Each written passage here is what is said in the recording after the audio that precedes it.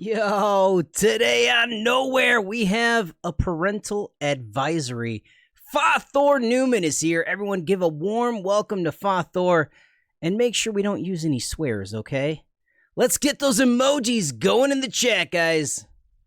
Welcome in, my dude. How are you? I'm doing well. You? I'm doing good. We are getting started here on a Sunday. And I had some papusas this morning. Do you know what those are? No. It's like a flour tortilla, but it's more bready, and it's filled with beans. Okay. And then you put like cabbage on top, like, seasoned cabbage and some hot sauce. Oh my God, it was good. That sounds like the most random thing I've ever heard in my life. Is it because is it Irish? A St. Patrick's Day thing for tomorrow? No, it has nothing to do with that. It's right. literally a Mexican cabbage thing too. Yeah. There's cabbage, man. They put cabbage on it. I don't know what to say. It's delicious. It gives it a crunch. Papusas. It does. Pupusas. Yeah, maybe I said it wrong. There you go. That sounds like a pupusa. Yes. Correct. Okay. I'm learning. All good. I'm sorry. I didn't mean to stump you on the first question. My bad, man. What'd you have for breakfast? breakfast? Yeah, that was a tough one, man. I had an omelet with ham and cheese and Melinda's hot sauce. Yo, okay, you're a fan of the hotness too. Yes. Are you like black pepper is spicy to you, or do you like actual heat? No, it's the ghost pepper Melinda's stuff. It's really good. Ooh, that's delicious. Okay, so question. Do you do like the ghost pepper saucy wings at Wendy's? I have. Those aren't that bad, right? No, I didn't think they were all that great, but it wasn't like they call it ghost peppery, but I didn't find them to be spicy at all. No. I chased spice for a long time, and then I grew up and probably had ulcers, so didn't work out. Right on. Well, hey, thank you for being here on a Sunday. I understand it is typically family day for you, so I appreciate you allowing me to steal you away from your special people. So thank you. All good, for sure. All right, well, let's get into it. My staff relays that you're originally from Michigan? Yeah. I lived in West Michigan until I was like 29 years old. Oh. Holland, Grand Haven, Zeeland, all the good places. And it was great. I loved it. And did you how often, like you listed a lot of cities, did you travel like every few years? Like what was the protocol there? No, so I lived in Holland proper till I was in 7th grade, and then we moved out to Grand Haven to be in the woods. Those are like 20 minutes from each other, and then Zeeland is like 20 minutes from both of those places too. So really, just a nice little triangle is where I lived my life, and it was great. So tell me about. You mentioned the woods. Like, was it legit like cabin living? Like you guys were off grid, like homesteading, or what? You know what? It was not, but my dad is the kind of person that would make something like that happen for sure. We were like, I don't know, 15 minutes away from any stores. It was a normal house. It wasn't a cabin or anything, but I was really stoked when we finally got internet because they finally put internet out there. So that was great. It was very helpful. So I don't remember internet till I was in high school. Yep. So for you, it was probably grade school. You're a lot younger than I am. No, I think we had dial-up, but like didn't do anything with dial-up. Like can't play Modern Warfare 2 on dial-up. We played EverQuest on dial-up though. That was legit. Oh, good. I think I might have attempted RuneScape or something like that. But no, I think we got it when I was like a freshman in high school, probably. Non-dial-up internet. Charter, probably. It was garbage. Don't. I don't think they're I don't think they're bad now, but that was about all we could handle. Nice. So, do you still have family back in Michigan? Is all of your family there? Or? So my dad and my brother are in Michigan still. And got a text. Sorry. They're still up in Michigan. No, you're good. You're good. All good. And then I have aunts and uncles that live down here with us. But yeah, everyone else is up there. Sorry, I said down here. That's spoiler alerts for other questions. That's okay. It's okay. So I would imagine you go back to visit. I hear you have a story about getting recognized in Michigan. I do. Okay. Tell me about it. Yeah. It was very odd. And so we were driving from New Mexico, which is where we live now, back up to Michigan to go stay in Michigan for a couple of weeks. And we stopped at it was right on the border of Michigan and, right on the border of Michigan. And it was I think it was like Burger King, Popeyes, and some other random like restaurants all in one gas station, all in one truck stop. And we were so done with driving, and we stopped there just as our last little last little thing. And some dude came up to me and he was like, "Hey, do you play Marvel Snap?" I was like, I do. And he was like, "Are you FaThorNewman?" I was like, I definitely am. He's like, "Yeah, I've been watching your stuff. I haven't played Marvel Snap in a little while, but the last time I saw you made a hella Sandman video." I was like, "Oh my gosh, what is going on?" That's amazing. And it also sounds like me. So it was very weird for me. I tried so hard to remember his username to go back and find him, but I couldn't do it. So I'm very sorry, unknown viewer, but yeah, that was one of the more surreal things that ever happened. And on top of that, I think I was watching like Gnome or something, and KM Best was in there, and he was like, "I've never been recognized in public, but the moment you get recognized in public, you've made it." And I was like, "Oh, I made it! I made it faster than KM!" Booyah! That's amazing. So since we're on the topic of goofy Midwestern stuff, I heard you made quite the recording in high school for a special someone. Can you enlighten us as to what that was? I did. So for anyone who doesn't know, I play guitar, and I did not sing ever. Because in 8th grade, a girl who stood behind me in choir was like, "Hey, you," she said my name, but whatever. Your voice is too loud, and you just gotta calm it down. I was like, "That's okay." And then I stopped singing. And so we did in high school. We did the play High School Musical, and I was in the pit orchestra, pit band, whatever, playing guitar, and I was so in love with this girl, like just head over heels. And I was thinking one day, I could record a song, and just like I was so socially awkward. Like I was over the top, like loud, but like I didn't know how to talk to people super well.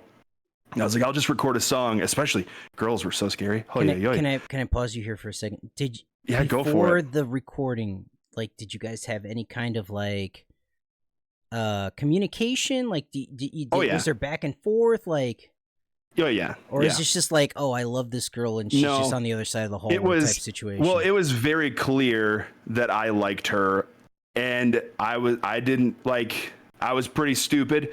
Couldn't read signals. I thought she liked me back too, just because she smiled at you.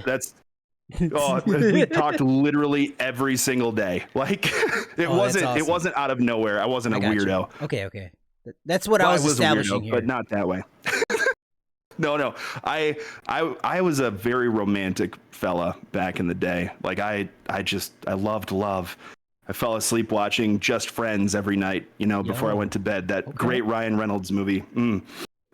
Forgiveness. Anyway, I recorded the song from High School Musical, What I've Been Looking For, because it's easy to learn and stuff like that. And Yeah. so I did the majority of it, oh gosh, on my MacBook that we got from school, in my big white van, so that there were no like outside sounds that could make their way into the recording. Sure. And I spent probably 6 hours recording that song. Wow. Okay, so you answered a lot of my follow-up questions. I was going to ask you how long you took to create it, but in your story, you mentioned a big white van, and Yeah. this is a high school story. Why do you have a big white van in high school? I mean, the honest answer is that we were poor, and that was the vehicle that we could get from my house in Grand Haven to Holland Christian in. So that was it. It was good in the snow, and we had the vehicle. So, so that was the family car. Okay, I got you. Yeah. All right. Yep. Fair enough. Sorry, Yep. I thought like Dude, that I was love like that thing. FaThor's ride. You know? No, it's a different big white van that I have currently. It's so good. But I'm sensing a trend here. Are you just a fan of big white vans? Well, it was one of those really cool ones that had like a little TV in it, like a tube TV, and some like pilot chairs that were just like you could recline in them. And wait a minute! Have a great time. You had the one with the curtains? Yep. Yeah. Oh God, what was that called? Oh, I know exactly what you're talking about. It's all carpeted in the inside. Oh yeah, bud. Yeah. It was so good. You had the shaggin' wagon, bro. That was. That's what they all said about me, for sure. No, so just to finish the story, I sent her the recording of it, and I like via email because that's what we had. And the response that I got was it had a swear word in it, and so I can't say that on here. Yeah, Whoa. no, but it was holy S, that's amazing. Oh, and that was it. Well, that's so it a went great over response. super well. Yeah, that's what I thought too. I thought I did it. Maybe I'm not that bad. And things worked out. So what happened Not after with that? her. Did you get? Oh, okay. There. Nothing. Oh no, there's so many stories there. that was quite an experience. I did not know. Like the first person that you like fall in love with, like it's just real hard to deal with that, like when they don't love you back. Yeah. So that was my life. And then I met my wife, and she's wonderful, but that's a story for later, so no stress there. I'm not gonna say it, but I guess I am gonna say it because I'm telling you what just went through my mind when you said that. Yeah. My wife, and that's literally what came into my brain. I call her that all the time. My wife. Oh yeah. So I mean, you killed this question, but obviously you aren't still in the Midwest, right? No, I'm not. I moved down to New Mexico, and there's a massive story there that I did not look to see if was later, like if it was going to come up later in the show. So now is the time. All right. So I did move to out of West Michigan. I moved to New Mexico. Earlier, I mentioned that my dad and my brother are still up in Michigan, and my kind of the thing that pushed the majority of things forward in life is my mom, and my mom is one of the coolest people, period. If you go on YouTube, you can find fun videos of her talking and stuff. She was a special ed teacher, but she started the first special education program in the United States in like a Christian school. And from there, you know, other schools started doing similar things. And so she was just an amazing person. And dude, I can never keep the years straight. It's such a bummer. 2020 matters. No, it does to me, to the story, you know, right? I'm sorry. Maybe. No, it's all good. In 2020, she, right after we went on a nice little trip to a cabin in the middle of nowhere, it was great. She had some issues with her hands and kind of making things happen. And she went to a doctor and found out she had cancer. And 3 months later, almost to the date, she passed away. It was leiomyosarcoma, and it just sucked. No no chance of chemo, no chance of getting better. It was just everywhere all at once. And she passed away. So sorry, yeah, man. it was, yeah. And I'm not just here to make everyone sad, but that was kind of the beginning thing to me kind of moving out of West Michigan. A little ways after that, I got a phone call from my uncle, and then two other people saying that they want to start a special ed program at a school that I was very familiar with, that my uncle was the executive director at. And I was like, but that's in New Mexico? And they were like, yeah, but maybe. So I did my interviews and stuff like that, and I got the job. And the cool thing for me was that it was an opportunity to do what my mom did back in 1988 before I was alive, but do it myself. And that was the reason we moved to New Mexico. And it was just after we had a kid, just after kind of things started to, Can I ask come together a little bit. Emotional question. Yeah. Was your mom able to see her grandchild? No. I'm sorry. So, no, I'll back up a little bit. Okay. The time frame for things sucked, like really bad. So June 15 was the date that my wife and I found out that we were having a kid. My mom found out she had cancer on June 17. And so we told her that she was going to have her first grandbaby and all the cool things. And then September 18, she passed away. The day after she passed away, we found out we were having a boy. So like mom's death is very wrapped up in, the joy and excitement of having a kid. But in some ways that was exciting too. Like we had the opportunity to talk to her about names that we were thinking of. Obviously we were going to call her, if we were having a girl, kid's name would be Barbara, because that was her name. And told her boy names, which didn't actually end up being the names. It was just kind of what made sense at the time. But yeah, it was pretty crappy. We had some really cool things. Like one of my favorite books growing up as a kid was Love You Forever by Robert Munch. And if you're a parent who's read that book, that's like the most heart-wrenching book that's ever been written. And my mom always would read that to us as a kid, and sing the song that was in it. And so I got her to record herself reading that story, so that our kids could hear her voice. And I can listen to it sometimes now without crying, but most of the time I'm just toast. So, that's such a sweet story. Holy cow. You big sap. You're going to make me cry now. Good. That's my job.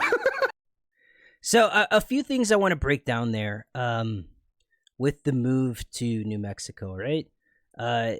It sounds like religion played a large portion of your upbringing. Is the current school a religious school as well, the one you teach at? Oh, very cool. It is. Okay, right on. Yep. Can we share what the, I guess, style? What is it? The Baptist or Catholic? I think it technically is a Christian Reformed church. Okay. But it doesn't feel like that necessarily. Because I'm in New Mexico, the population of the school is 86% students who are Navajo, I believe, or at least indigenous. So the makeup of the school is not the typical makeup for like a Christian school. I don't know how many students who go there are actually religious in any way, but I am the person that, I talked about music. I am in charge of doing like worship chapels and stuff like that too. Mm-hmm. And those are like, that was always a dream of mine. We talked about, the song gave me, holy S, this was amazing. Then I had to start singing at youth group stuff instead of just playing guitar. Then I was the youth group worship leader. Then I did it on Sunday mornings, and music has always been a big deal to me. Right. Not because I think I have a great voice. It's because it's just my way of kind of, I don't know. It's the most authentic me I think you can get in general. Just I'm putting myself out there, trying to do my best, having fun, and it's very weird, but I friggin' love it. I wish I had a better voice, but I don't care. This is how I was made. So did you kind of like grow up in a musical household? Like, did your parents jam out on Sundays or something like that, or is this mainly just like a FaThor thing? So my mom, oh man, there was musical stuff. She played piano. We always had a piano in the house, and she was great at that. Cool. I took piano lessons just so I could learn to play Linus and Lucy because I loved that song so much. And once I learned it, I quit. So I have a great good story about that later.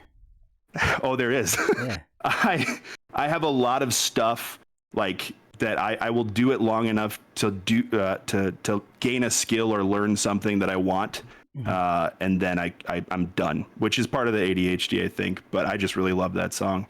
My mom always sang stuff. She had a choir that she was in charge of as well. So we would go around to different churches and sing songs and things like that. But the worship thing, I mean, music was always a big deal. There was always music going on in our house. My dad could play guitar a little bit and would sing. I think he said he went to college for like opera or something like that at some point. So I didn't hear that too much. Wow. But yeah, so I've got big lungs just by birth. But yeah, music was always a big deal. And I started off learning what you always learned Iron Man and every AC/DC song that existed on the planet because that stuff's so easy. But I loved it. So music's always been a big deal to me. But yeah, I don't really know why me. That was the way that I decided to use my musical stuff. So. All right. So before we move on to your personal family right now, right? Let's talk about mom just a little bit more. What is your I want to say your favorite memory of your mom? Like that you've had together, you experienced together, maybe it was a trip, maybe it was a moment, but like something that you'll never forget and you're just like and it could be just like that she came home at like 1 a.m. and would always chat you up for 10 minutes or something like that, right? Yeah. So I've got two that came to mind, if that's acceptable. Absolutely. One of them is probably something that hits most parents in the little heart that they have. And I had no idea how poor we were growing up. In retrospect, I'm very aware. But there was one day where my brother and I were just pains in the butt. We were like, I don't know, 6, 7. We were little kids. It was snowing like crazy outside. Dad was gone on a trucking trip. Like nothing. Like she could not handle our nonsense anymore. And so she was like, I know what we're going to do. We are going to have a beach day inside our house. And so she set up a little picnic inside the house. She filled up a water basin that we, for some reason, used as a tub in our shower. She filled that up with water and we went swimming in there and we had a picnic in our living room. Just like one of the things about my entire family is that the dumb little things just get celebrated. And so that for me, I don't know why, but it stuck with me. Like the goal was for us to not know that we had no money right. And for us to have fun. Also for my mom to remain sane because she was losing it that day apparently. But that one will always stick with me. Oh, yeah. Thank you. Yeah. The other one is a little weirder, but when I was a senior in high school, right after I, sent that recording out, I spent I think it was spring break driving around the country to go and do a play that I was in.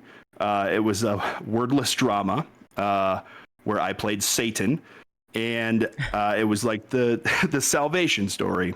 So my mom, doing what she does, she had a choir of students who had some with disabilities, some without, So the person who played Jesus in this story has Down syndrome.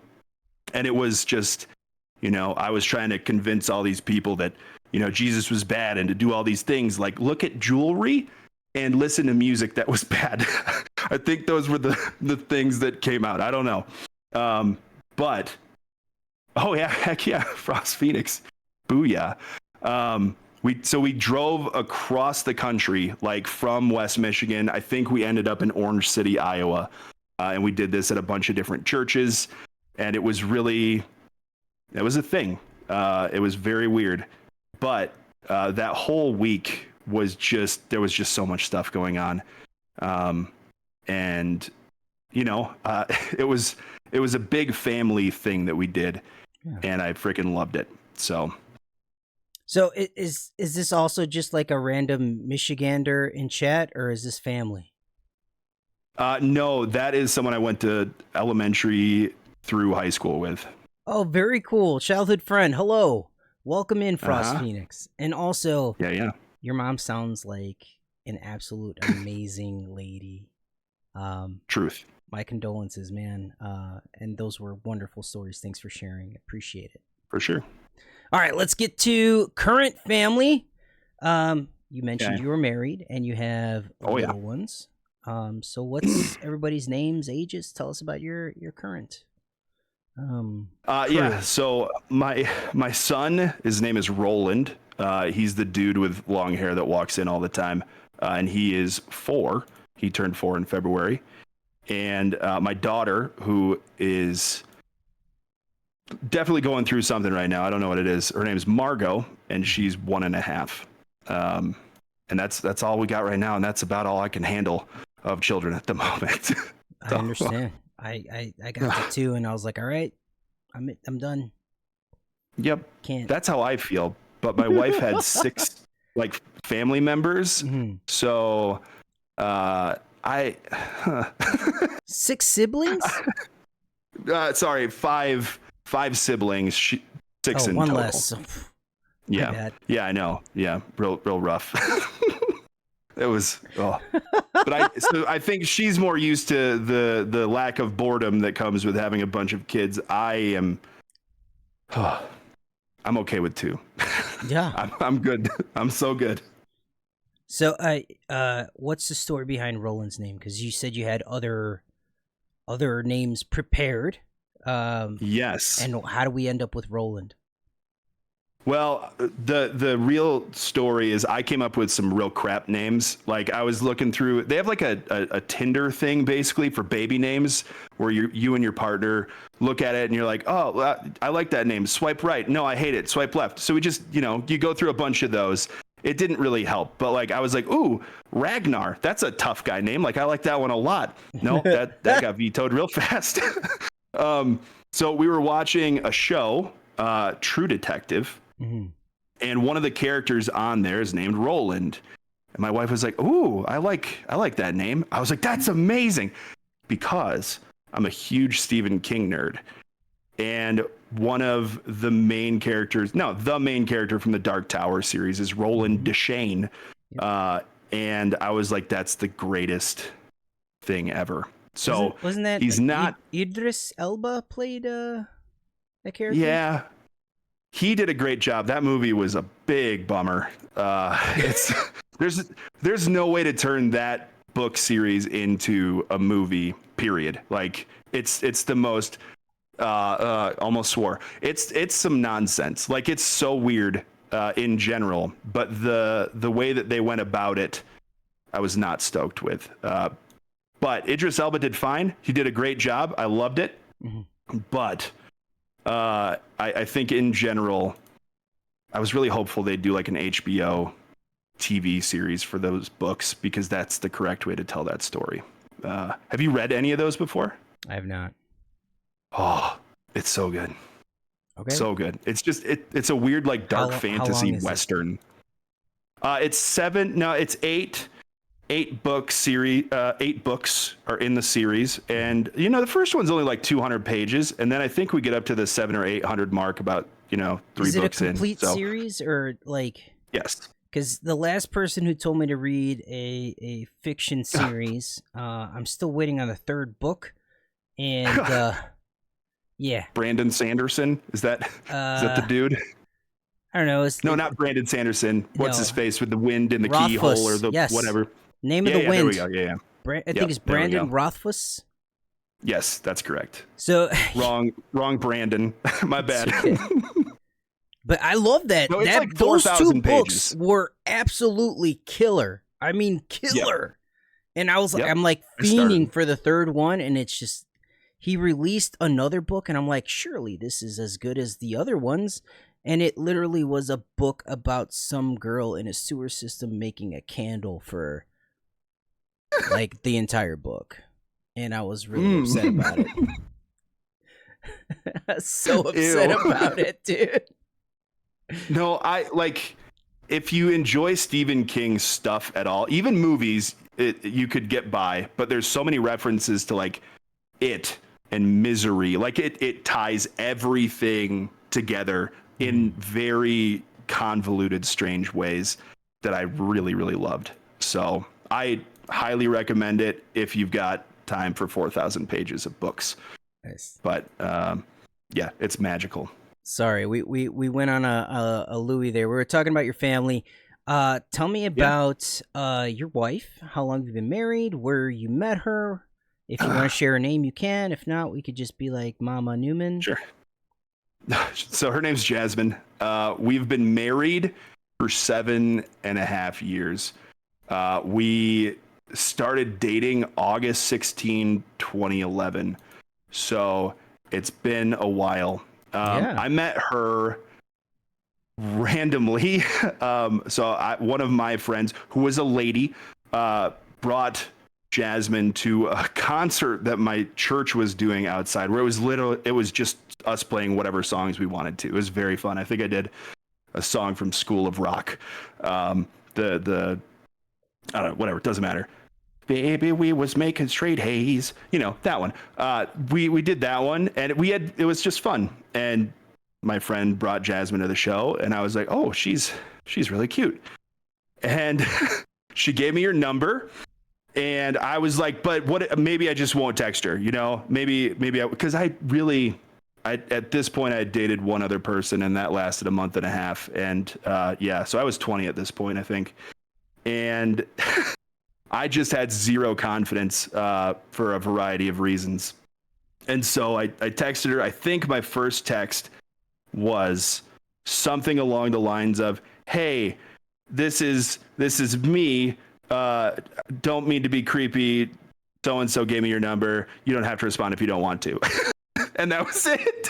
No. You don't have to respond if you don't want to? Yeah.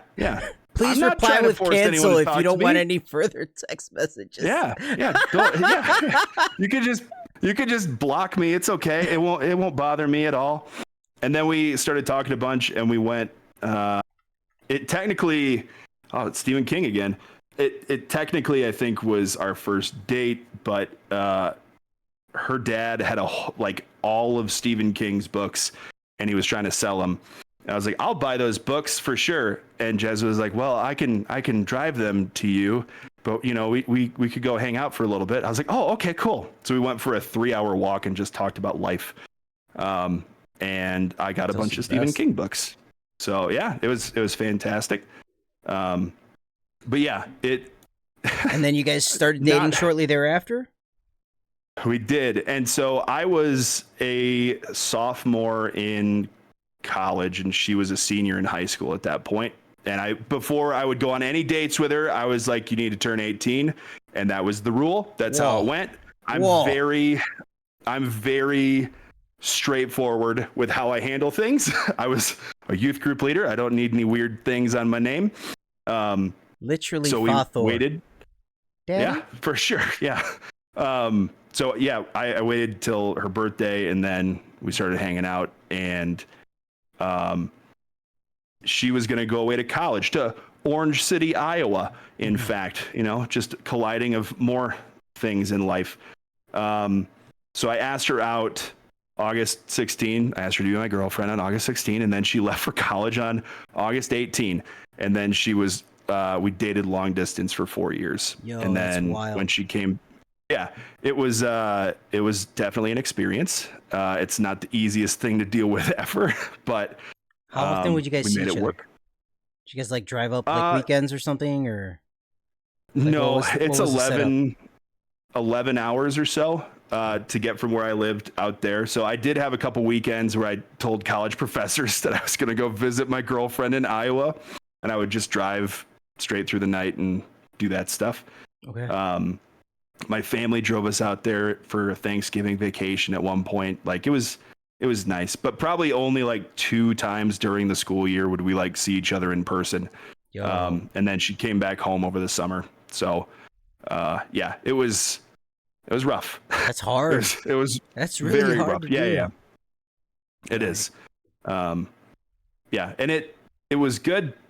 She got back, and you know, she still seemed like a good person, but I was very poor. So, like I think timeline wise, it was like 3 years from when she got back to when we got married. I wanted to get a ring that wasn't that's why you one of mentioned those the poor 25-cent things. Yeah, very poor. So I'm like, what does that have to do with her being a nice person? Like, wait a minute, what? No, it's all connected to being poor for sure. That's the through line of my life. I mean, we've all been there, my man. Like, yeah. I didn't have. But now I'm on Twitch and I'm super rich now, so all fixed for sure. Please stay through my ads. Yeah. Just watch. I just want internet, man. That's literally every time. So yeah, it works out. Goodness. So everything worked out great. Yeah. There were definitely trials and tribulations of dating long distance. Yep.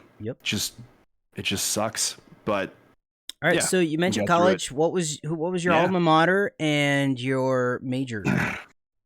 All right. So I went to Grand Valley State University because I was not going to go to Calvin or Hope because that's what was expected of me. Everyone in my family went to Calvin or Hope. No, thank you.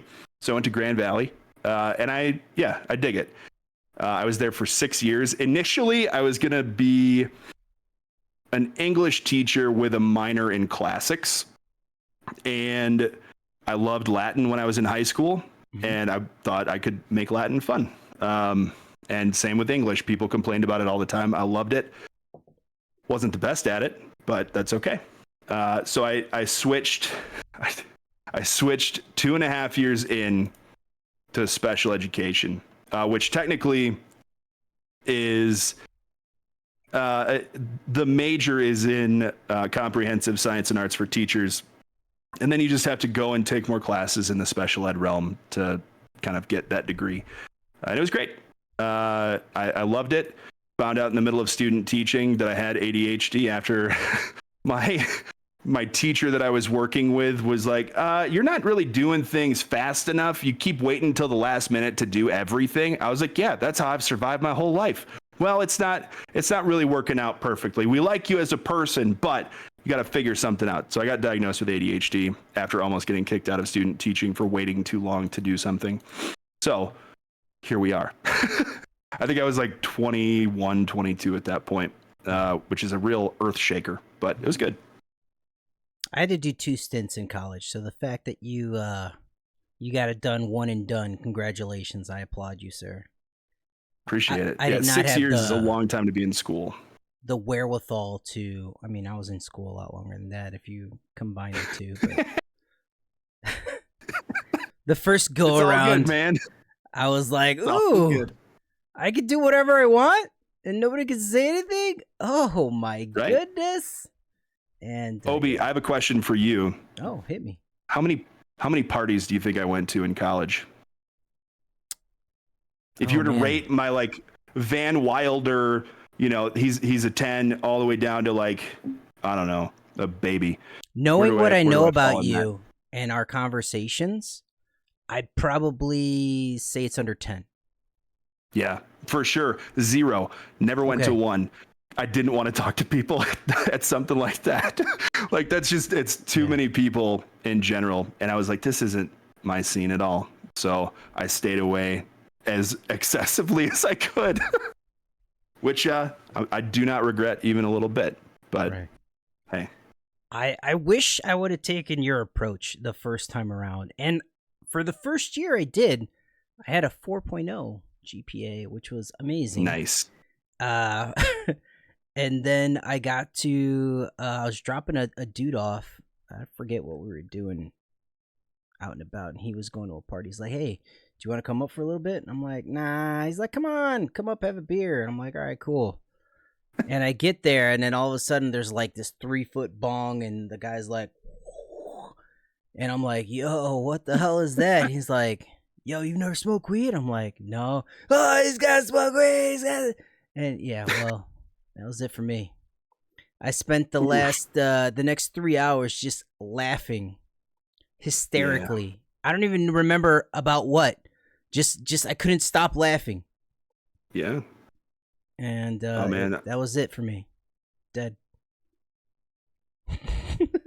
I've got 2 stories, but we could do those later, or right. OB after dark or something. That's Sounds like good. Oof. Heavens, all right, so man. let's that's lovely. So favorite story about your wife? Favorite time you spent together, or like the most like special moment you've had? Yeah. So that's interesting. I think in general, like we love to just get away when we go on vacations. So, the timeline and all that good stuff. We just found out my wife was pregnant, found out my mom was sick. Yeah. Before all of that happened, we set up a trip out to North Carolina, just in the middle of nowhere. Okay. And it was in a cabin, and we just, in the midst of all the nonsense, we're like, we should probably just get out of here, like just take a break and actually get away. And we did, and that was like the last time that my life feels like it was actually calm. Was 4 years ago. And it's one of those things. It's nothing crazy special, but it's just one of those things that stuck with me because I'm so excited to be able to just go on a vacation and have it just be the 2 of us at some point again in the future. Not that I don't love my children. They are fantastic, but my goodness, a full night of sleep sounds so good. Yeah. And just being away sounds so good. But we've always done things like that. Like when we got a timeshare, which was the dumbest freaking thing that's ever happened in my life. And those people are good. Can't say any more about that though. Convincing. Yeah. I have a story about this. So I moved to not about timeshares, about okay. You mentioned having a night away from children, right? So me and my wife moved to Central Illinois when the kids were like 3 and 6. Okay? And we have 0 family here. Knew nobody, had nobody, like 0 friends. We didn't have like a night to ourselves probably for the next 5 years. It was a thing. I understand. Just like getting to a new town, finding someone that you like trust enough to watch your children was like tough. Especially down here, man. It's a different world down here in the cornfields and whatnot. You keep mentioning the woods. Are you like an outdoorsy person? Like you go to cabins, like you just like solitude, like? Yes. Okay, so what do you do there? There's nothing around. Do Nothing. you read a book? We watch. Do you board games? Play board games. What is it? Yeah. It's literally anything that requires no people. Like we go there to just get away in general.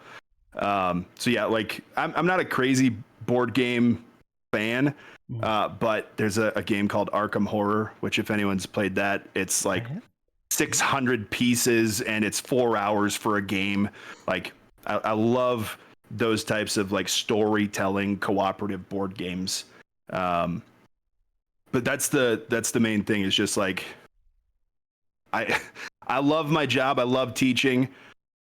But when I'm done, I just want to be alone. Like, no internet, no cell phone. I just want it gone. And that's really the main thing, is just to get away. And I think at that point in time too, it really was. I don't want phone calls or texts or anything. I just want to be away with my wife, because we're gonna have a kid. So we just need to be away one last time.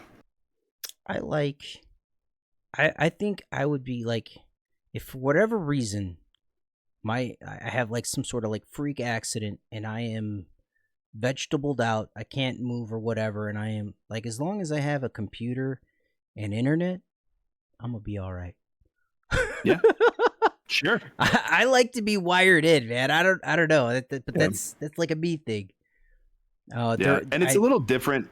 I wasn't making videos or anything at that point either, so it's a little less stress inducing to be on my phone now and be like, oh, I can interact with people. That's great. But for the most part, when I would get phone calls, it was work being like, you got to solve this freaking problem immediately. And I'm like, but I'm in North Carolina. I can't do anything. Real sorry about that. So yeah, it's that kind of thing. Like, I can't unplug enough in town. I'd rather go stress myself out in the middle of the woods where I can't get a phone call, can't look at my email. I don't know. It seems counterintuitive, but I'm good with it. All right, so card games, right? We're Marvel Snap players, allegedly. We are. You're more the Marvel Snap player than I am. I'm just here for entertainment value. I haven't hit Infinite this season yet, man. This is a slow one. Too much going on, but I hit it, but I did it with like Surfer, which is like madness, you know? Like, who the hell does that? Surfer. Yes. Surfer. Have you always been into card games? Is it something like you grew into? Tell me your history here. So like when I was a kid, I did the normal kid things where you collect Pokemon cards and stuff like that. I would bring them to school, and then they got banned at school, which I don't understand why that's a thing. But had a bunch of. That's why. That's true. They could do things like that. Yep. Probably the devil in those cards. But they, I would play it at recess with other kids, and I didn't know the rules, so I'd just beat the crap out of everyone because I didn't understand what flip a coin and then multiplied 10 by something. Like, I didn't know anything I was doing. I just had fun with it. Sure. And then I did the same thing with Yu-Gi-Oh!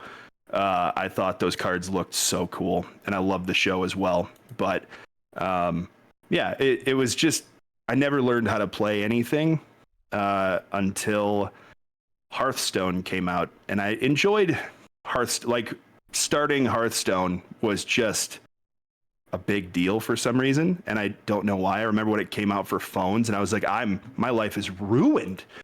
But yeah, I wasn't really, I didn't know how to build a deck. I didn't know what I was doing at all. I just kind of got cards and hoped that I could win sometimes. So that was really it. What was your, well, before we get into that, tell me your class of choice for Hearthstone.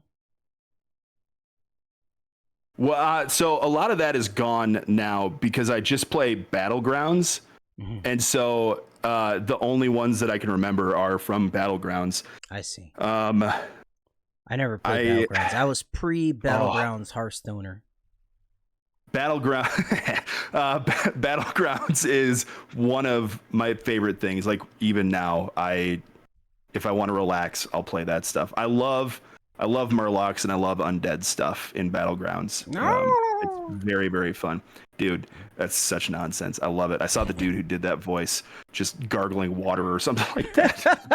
Just nonsense. But yeah, that's kind of the big thing there. And I played, after it came out, I played it for a couple of years trying to understand, like, how do people do this? How do you get good at this game? Like, I listened to podcasts about it, trying to understand, and I just never got there. So yeah. Okay. This is the first time I've run ads via the podcast. So we're going to take a little break. I'm going to share a story over the break. about something relative to what you shared there about how Pokemon cards were banned. And when we get back in 3 minutes, we'll continue on with the podcast. You guys have been amazing. Thank you so much for listening. Appreciate you. Hang out. We'll be back. And I hit the wrong button. Well, it looks like I set all that up for no reason. Did you snooze him? I snoozed them like a dummy. Ew. Can I run ads for you? No, here we go. I was able to do it. All right, okay. You're good. Nice. All right, so a little Obi lore, right? I grew up with my grandmother since I was about 12 years old. My grandmother is incredibly religious, right? So there is a game that I like to play called Diablo. Oh. And this is very important because I'm Cuban and Puerto Rican, right? And my grandma speaks nothing but Spanish and is incredibly religious. So for me to bring in a box that says the devil on it, literally in her native language, it's like crazy, right? Oh, man. So I had to install it, stash the box, right? Like I think I threw out the box. Threw it in the trash, threw it out. But then I had to go through and change the desktop icon as well as the name of the game on the desktop so that when I clicked, like if I was just sitting there, she couldn't be like, hey, what's this? Yeah. Kitten simulator. Yeah, so all that stuff, Dude. man. It's a thing. Like, and then like, why are you listening to that music? Or, that movie's blah, blah, blah. It's like, yo, just chill. I love you, okay? Like, that's not going to change. So to piggyback off that, my dad, I think, we never talked about it. I think he was into, some scarier stuff. Sure. I know that he had Quake on his computer, on the family computer. And I remember one night, and he told us, don't play this game. Don't do it. Mm-hmm. And I was like, okay. I was like 5. I don't know. I opened it up, and then I think my dad was in the bathroom or in the basement or something. So I was like, I have a couple minutes. I'm going to see what this game's all about. Mm-hmm. And I heard him coming back. And I was like, I got to get out of here. Like, I played it for a minute. I don't know what I thought I'd get. But when you, I think it's the save thing. Uh-huh. But the question it asks you is not like, do you want to save the game? It was, do you want us to contact Satan for you? And I was like, oh, no, I definitely don't want that. So I didn't know what to do, and I just ran away. Also, I couldn't have been 4 or 5 if I was reading. So, dude, that's so good. Oh man. I definitely don't want to do that, Dad. No. Your computer's doing things Make to Satan me. Go away. Oh, dude, that's pretty burned in there. That's so good. That's a great story. Oh, thank you. Oh my God, is that good? All right. Welcome back, everybody. We're just sharing video game family stories there. If you're subbed, you got that extra juice. If you're not, I'm sorry that you had to sit through the commercials. But we're going to get back to the podcast. Here we go. We were talking about card games, specifically Hearthstone Battlegrounds. And you said that's your relaxed fuel. So I'm guessing that you're just a fan of auto battlers in general. Heavens, yes. Okay. It is so good. Auto chess was the first one that I played. Dota? And it, yeah. I think it was an iPad app. And I played that so much, I made it to top 100. I loved that game. Damn. All right. I understood it. I understood the sequences. I understood what you wanted to find. It was just great. I tried TFT a little bit, Teamfight Tactics, and that's not really, I don't know. It's not my favorite. It changes too much, and I can't keep track of everything that's going on in multiple games. I got to prioritize Snap. What characters do changes. Okay.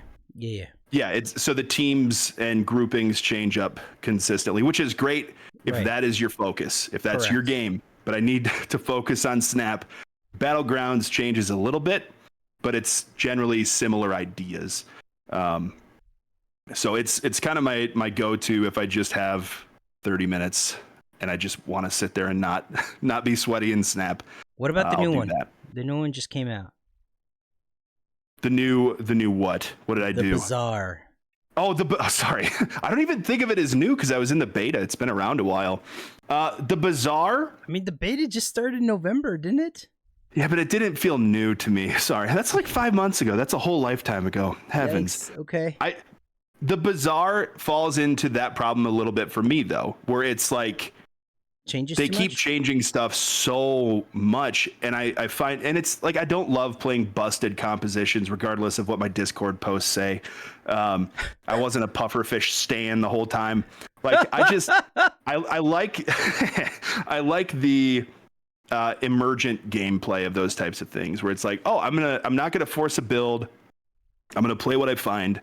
But what I find sucks so often, and I don't know what I'm doing wrong, and so I just end up getting pissed off and quitting.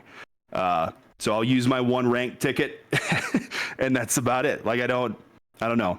Now that it came out in general, I'm enjoying it a lot more.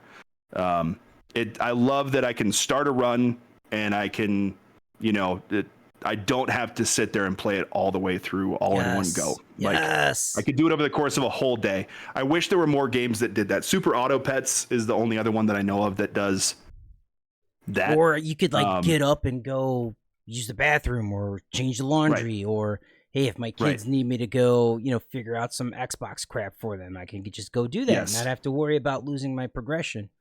I told like when the kids were little, League of Legends was just coming out, right?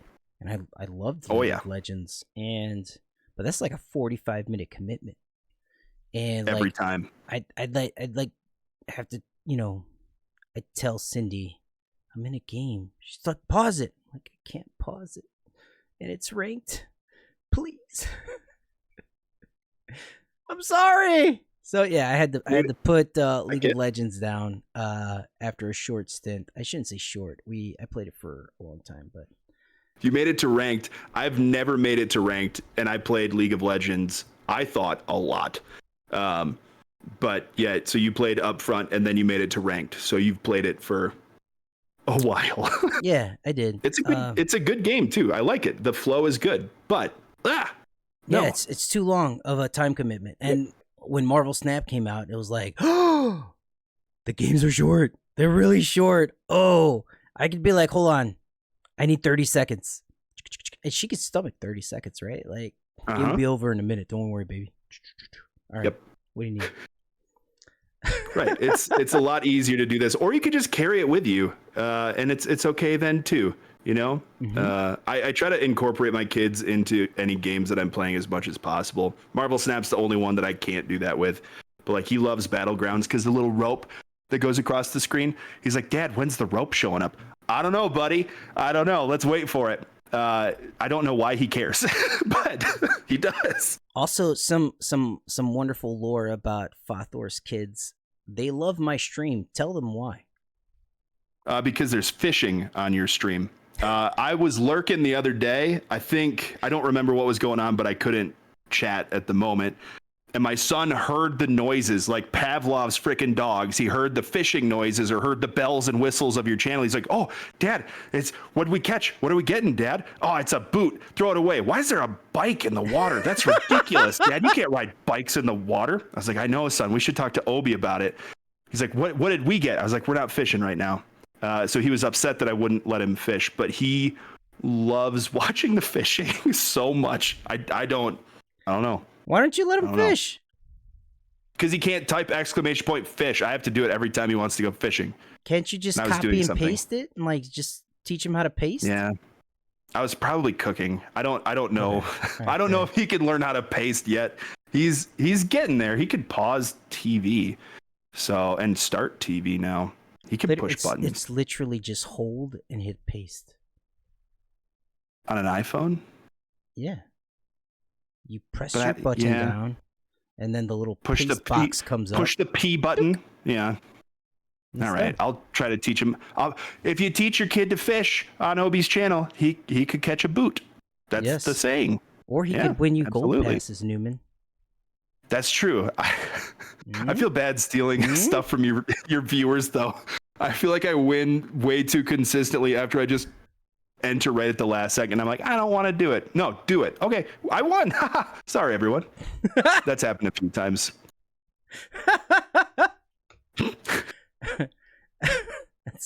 All right. So, what's the favorite card game so far? If you had to pick one, what's your favorite one? I mean, at this point, it's got to be Marvel Snap, right? Like, I've put way too many hours into it.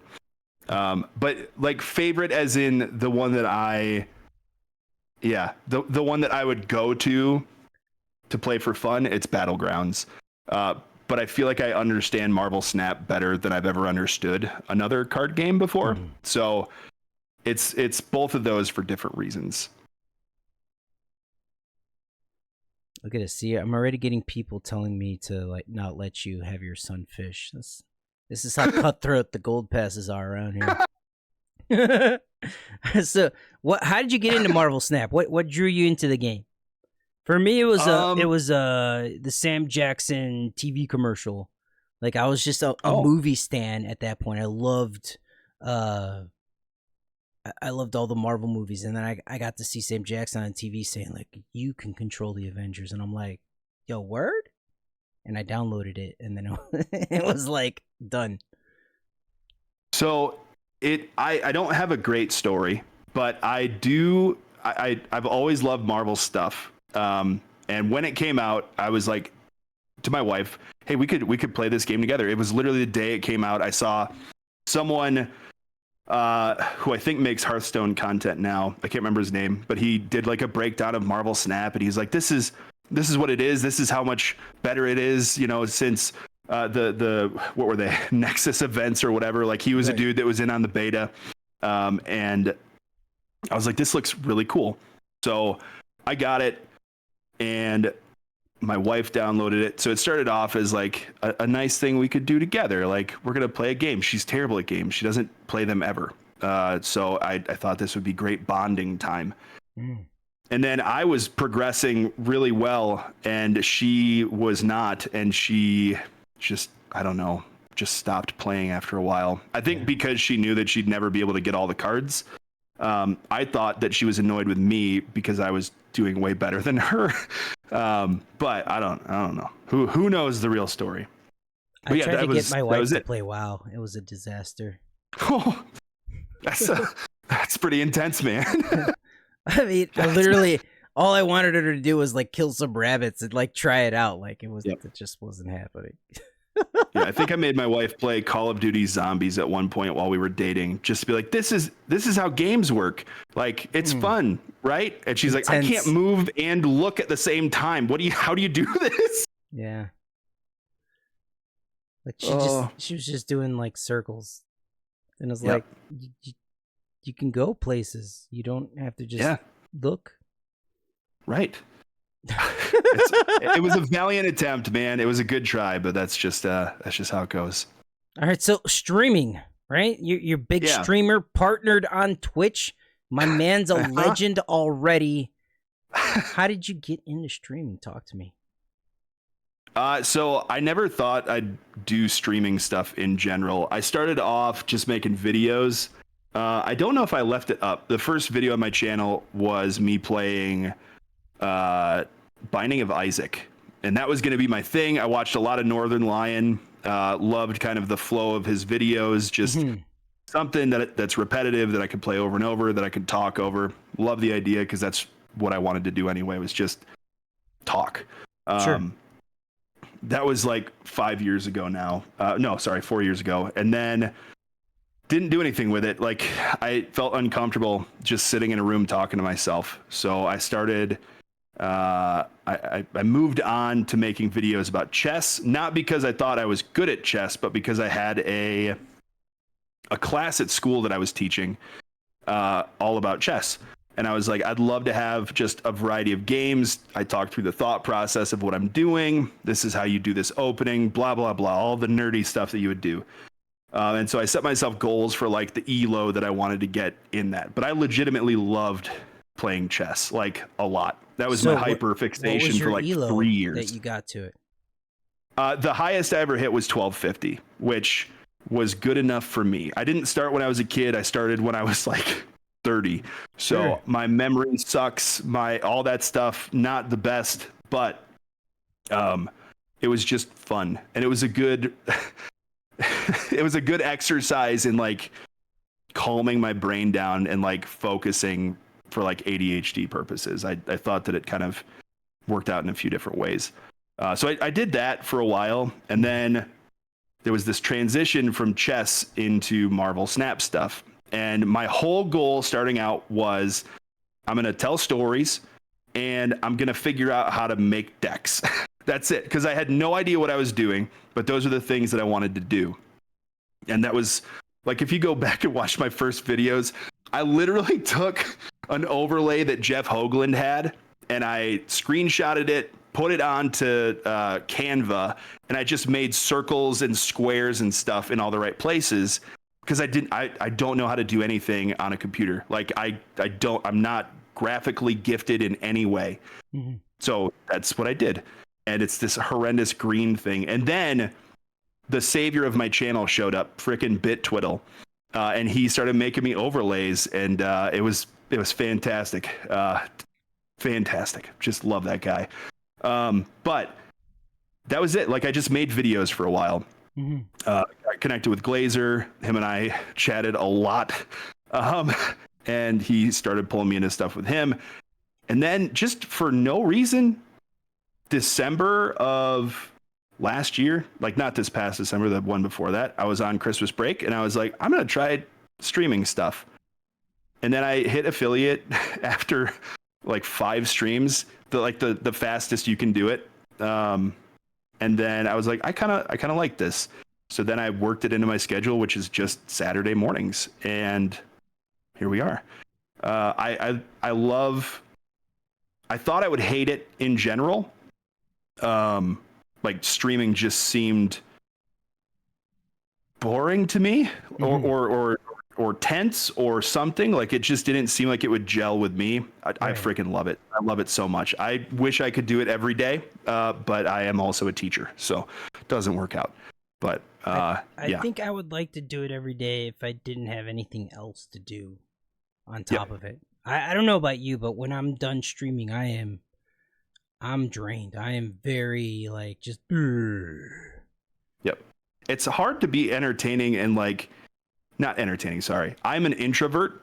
And so it's hard for me to be extroverted for that long.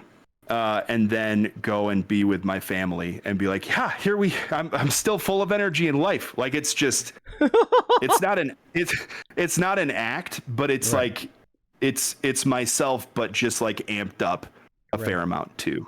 So it's, I don't know, especially for people who haven't streamed before, it's kind of hard to explain because no one's going to watch me if I'm just like, I guess we could do this move. Okay. Yep. What do you guys think? Are you guys okay out there? Is one, got it. Like that's it. It would be very not entertaining to watch someone do that. So you got to amp it up at least a little bit. Yeah, I mean I find that is a problem when I'm playing Marvel Rivals because I have to focus so much on the game, and that's probably why I suck so hard at Marvel Snap when I'm streaming is because I'm not paying attention to the game all that often. It's like, you guys don't understand. Like, I'm literally just having conversations and flicking cards on the screen, hoping that I'm doing good. Sometimes I don't even know what the opponents played. It literally. The number of times I ask, like, what did they discard? What did I lose? What did I have in my hand? I don't know. I'm not paying attention. I'm reading chat. Mm-hmm.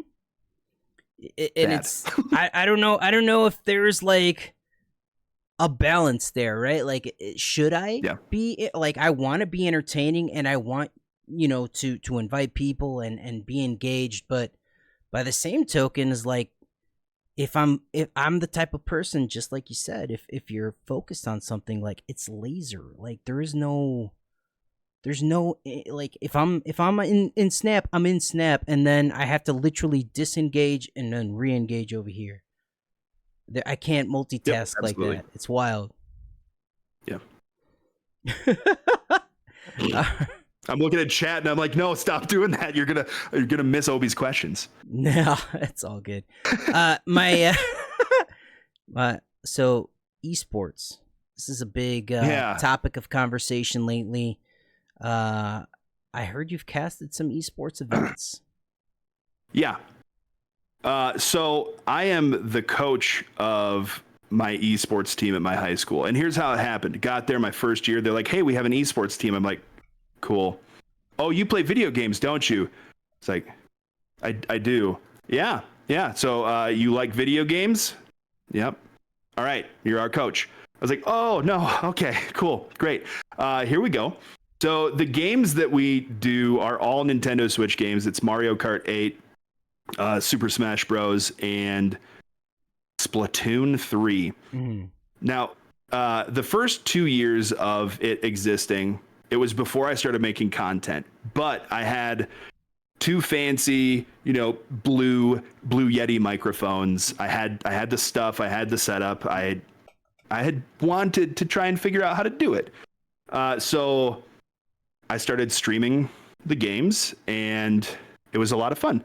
I enjoyed that. Students were very consistent about showing up and playing and doing the stuff. And then as time went on, that group that was super into it graduated. And it's been rough the last 2 years to actually get people to play. So I have casted Super Smash Bros. Ultimate games. I have casted Mario Kart 8, and I've casted Splatoon 3. All of which I know basically nothing about because those are not my style of game. So I literally, for Mario Kart, I started doing this thing because it's so long and it's so boring.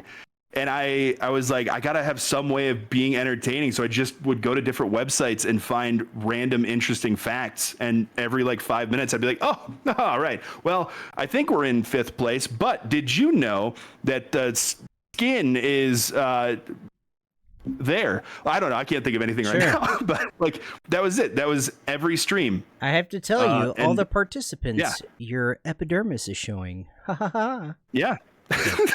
Indeed. But it was just a thing. So I did that for 4 years. This year we played literally 0 games for a variety of reasons that had nothing to do with technology. So yeah, it was a rough year for that, but I don't have tons of time right now for anything extra anyway. So all is well. All right, so we're getting out. a little long in the tooth here. We need to get to Yeah. Marvel Snap. So a few quick hitters. Your students sold your face, according to my research. Yep. At my previous job, students made stickers of my face. My old Instagram handle used to be the Numinator. So they made me Numinator stickers with a picture of my face. I'll send you one later. You can superimpose it in the video or something. It is embarrassing. I had very short hair and a crap beard. But it was, they freaking did that. They made tons of money, which is hilarious. And they made so much that school learned about it and shut them down and said they weren't allowed to sell any more stickers at school. So Really? yeah, That's wild. I got a good face, man. Yes, you do. What would they put your face on? Anything they could find, my face would be on it. Do you have a one of those stickers to share with the class by any chance? I have a digital copy of it. I don't have an actual sticker. And I think I put it on a send it to me computer in that broke or something. Yeah, I got you. Okay. All right, and then you met some drummers before a concert at one point. Did. All right. So what's that about? So I love heavy metal music, and my friend and I went to go see this band named Times of Grace, which is like, yeah, right, and the hair. So the dude who was in Times of Grace, one of them at least, was in another band called Kill Switch Engage. Where'd my face go? Oh no. Oh, sorry. Oh, I was looking at me. And so, anyone who cares or knows, his name is Adam Dukowitz. And we were standing out in front of the doors 4 hours early, and this dude came out, and he's like, "Hey guys, am I gonna be okay to go for a jog in this town?" I was like, I don't know, but did you know that you're famous? You're Adam D. Can I get a picture with you? He was like, "Oh yeah, guys, I got you." And it was one of the most surreal things that's ever happened in my entire life, because I love that band. Like, it's still one of my favorite. Both of those bands are great, Times of Grace and Kill Switch Engage. But he was their drummer originally. Did you get backstage and then passes? He is their guitarist. No. But that was also the last concert I went to before COVID. It was like the night, I think it was a Thursday night. It was the night before the world shut down. Oh, nice. I was at a Kill Switch Engage show, and they were talking about making sure that you wash your hands. Oh, yeah, right. Absolutely. It was so good, man. I loved that so much. But yeah, I got a picture. I could send that to you as well. Fresh faced me with this dude that just looks like a dude in a beanie. So yeah. All right. So lastly, tell us about your special wedding music choices. So I don't know how you're supposed to plan a wedding. My wife did an amazing job, but I was like, the music is my thing. So we got a couple students to play some cellos, and it was nice. They played those like, I get to love you, like that song that was in everyone's wedding for a while. Yeah. And I was like, I am gonna do mine different. Yeah. And so I walked down the aisle to Linus and Lucy, because I love that song so much. So that's what I walked down the aisle to. And then everything was pretty normal, moving forward from there. But when it got time to, like, you may now kiss the bride, we put in the Final Fantasy VII Victory theme to be played right after we kissed. So, and then walking out of there was a song from Guardians of the Galaxy. Oh, wow. Oh, yeah, dude.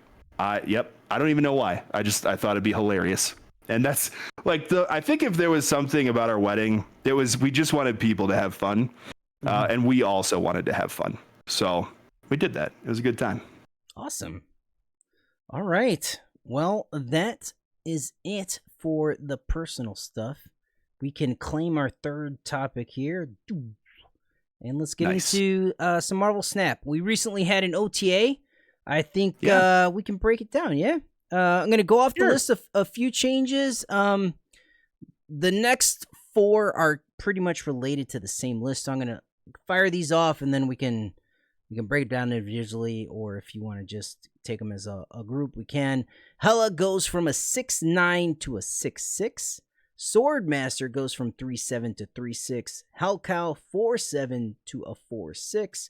And Black Cat, undergoing the most drastic change, goes from a 4'10" to a 2'6". So lots of power reductions for the Hela list as a whole.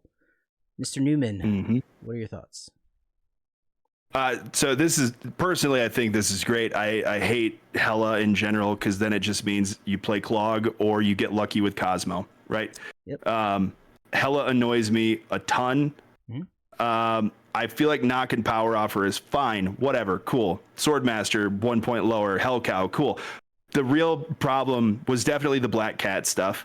And then it was the change to Scar, making him a 7/12. That's insanity. I don't know how, like, Hela, her big problem is always the surrounding cards that go in her deck. And I don't know that this really solved a lot of those problems. I've gotten smacked by Hela since the OTA, but I do think this has gone a long way to making the deck at least more uncomfortable for people to kick your butt with. I mean, that list consistently was just putting up crazy numbers, and I mean, yes, sometimes you get screwed for the RNG, right, and everything goes in one lane, but more Yeah. often than not, it was just putting up 28 plus in every lane. And you're just like, well, Crazy. what am I gonna do? I do like the change to Black Cat. I think like there's potential to put her in like some other lists, especially at a 2.6, very little downside. I mean, a 2 cost card, that's easy to plop out, right? And like, what else is 2.6 right now? Lizard? Yeah. That's it. And he has the the negative component to him, right? Where it's Lizard and Maximus, I think. right. Oh, you're right. What But I'm they saying both is have downsides. Yeah. their downsides are much worse than just not being able to play the card ever again, right? Right. Yeah. So I don't really care about all the other changes. I think Hella going to a 6.6 probably solid. 6.9's a really nice stat line, especially when you're bringing back a ton of stuff. I think it could still go down at this point, though. Like, you put it down to like a 6.4, 6.3. It doesn't matter because you play Hella in the location that you're not going to win so that she can kick the crap out of every other location. I don't like the Swordmaster change, especially when he went to just targeting odd number. I know people are like a fan of targeted discard, and I like it too, but Swordmaster in particular, especially when he was randomized, you could toss him in a Surfer and he was still a big old stat stick for you. And, if he discarded something, he discarded something, right? Roll the dice. I can't do that anymore. Hellcow just losing a point of power. I mean, he's... Whatever. Yeah. I think we're good on these changes, yeah? You want to move on? I know all of the reasons for changing them, and I get it, and I'm glad they did it, but it should never have gotten this bad. Like, I feel it was like only Hella, a week, right? Like, we only had that for a week. Yeah, but it's how so long have you been playing Hella Marvel is a big deal. Since launch, right? Since the day it came out, yeah. Yeah, so like you remember the days of Zabu meta? Like, oh my god. Yeah. Shuri Red Skull, when that was the biggest thing ever. I freaking hated playing the game. And I'm not the type of person that generally plays the decks that everyone else is playing because I think that's boring. Like, I don't want to see the same thing over and over. It drives me crazy.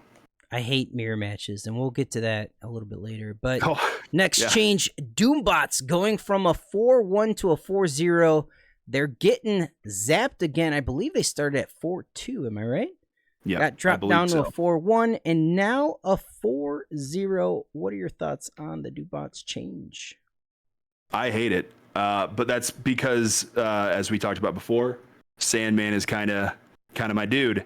And so there was this time recently where you could just go Doombots on 4, Sandman on 5, Doom on 6, and it was just it was the old days again. I get it. It's a very oppressive deck. It's an oppressive archetype because if you can't consistently output power, you're toast. But there's so many counters to the Doombots, and I feel like that one is less deserved, but it's okay. It's all right. He's a powerhouse. Yeah, the 2099 Doom is very strong, especially when you get them out super early and you get a bunch of Doombots, and then they're all Spectrum targets too, or you can drop your own Doom and get more Doom on Doom action. It's strong. Right. It's oppressive. It's great. I love it. You also play it's one of those decks though that you turn your brain off. Like, you don't have to think super hard. Yep. It's going to do what it's going to do. It's RNG. And there are some times in my life where I like that. I don't want to have to sit there and think super hard. Speaking of turn your brain off, like, I feel specifically Iron Patriot changes the game to where it's like critical. Even the first 2 turns, you really got to be like, oh god. Yep. I'm fighting for priority from the get. Like, this is Jesus. Yep. Absolutely. That card's way too strong, by the way. A 2/3 it is. The negative, like the discount he gets is way too strong. It's amazing. It goes in everything. Yeah. It's great. Because if you win, it's backbreaking. Especially if you get like a 5 cost or even a 4 cost, it's either 1 or free. Yep. Who doesn't It's want amazing. a free 4-cost? Like, there's whole decks around playing a 5-cost for free. It's called Abomination, but Right. you have to set up the whole game to do it. Yeah. And this is turn 2. It's crazy. Yeah, and the only downside is it could be a bad card. But even a bad card can still be stats. Well, no, not can be. It still is stats. I guess depending on what it is. Mr. Negative would be a pretty terrible draw. There's but not that's too many of about those, it. right? No. It works out really well. All right. I think we've beat the Doombots thing as well as Iron Patriot. That's on my wish list for the next card for them to like really hammer, because I am tired of that. Anyway, Sam Wilson's shield goes from a 1-0 to a 0-1. No longer the Cull Obsidian base of operations that it used to be. How you liking this change? I didn't realize this change happened until after my stream yesterday, and I was playing a deck with Ms. Marvel, and I kept trying to keep him out of lanes because I had another 1-drop there, so I had to keep moving stuff around. He's a 0-1. It is so good. Yeah, the shield is. Yeah, it's amazing. And so being able to move the shield around and use it to proc the Ms. Marvel stuff is fantastic. It's just, I think that it's one of the best cards to end up in the game in forever, just because of the utility of that stupid shield. It's so helpful just to have it in a location, and you can play your ongoings that you don't want to get smacked by Red Guardian, like just in that location. It's just permanently protected, even if you don't draw Captain America Sam Wilson. So I love it. Big fan. Nice. I have to say it all at the same time. End scene.